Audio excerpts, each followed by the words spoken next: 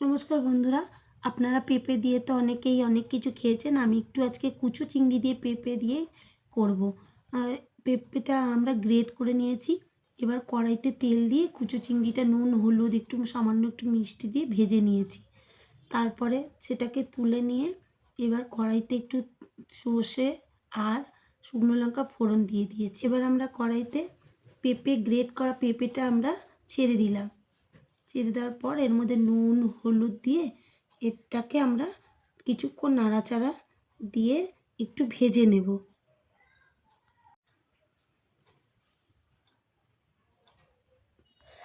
এইভাবে আপনারা করে খেয়ে দেখবেন।